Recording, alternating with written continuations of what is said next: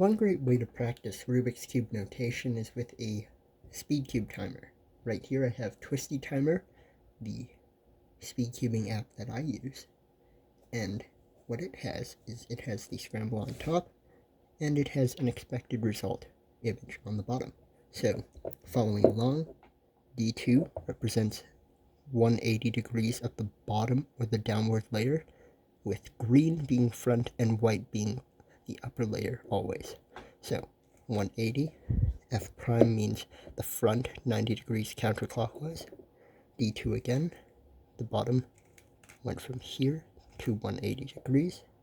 B prime is the back layer 90 degrees counterclockwise. R2 right 180, B prime back 90 degrees counterclockwise. F prime goes the opposite way of back prime because 90 degrees counterclockwise for the front layer is opposite to the back layer. D2 again, 180 degrees of the bottom or the downward layer. L2, we now look at this left layer relative to the front and the upper. This is the left, 180. R, 90 degrees clockwise of the right layer. F2, 180 degrees of the front layer. D, 90 degrees clockwise of the downward layer. R prime, that moves this layer 90 degrees counterclockwise. U2, 180 degrees of this upper. R prime again, 90 degrees counterclockwise of the front layer. F, 90 degrees clockwise of the front layer.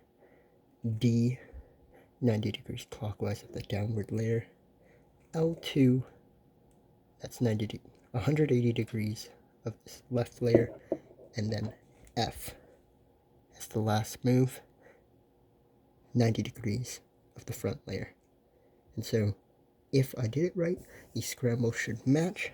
And what we're really looking for is we're going to start by comparing this top face to the top face, the upper face, and seeing if they match. So again, this is what we're looking for, and you can see top face matches.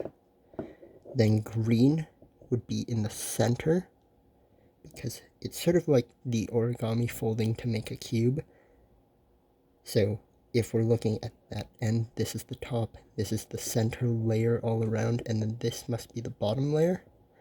And if we check, they do in fact match. Now we'll check the orange one as the far left one. They match. The red layer will match with the red. And the blue will match with the blue.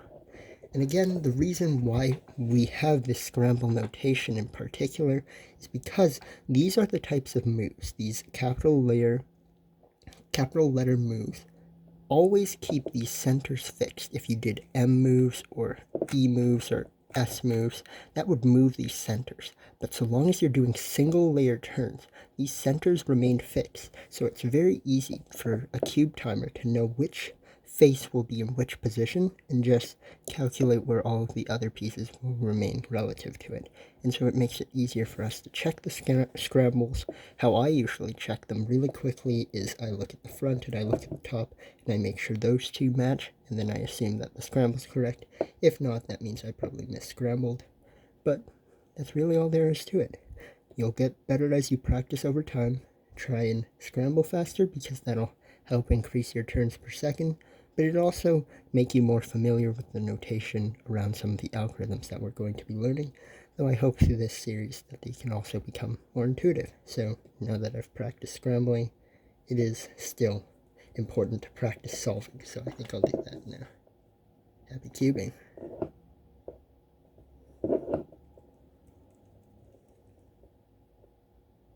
I think I got it.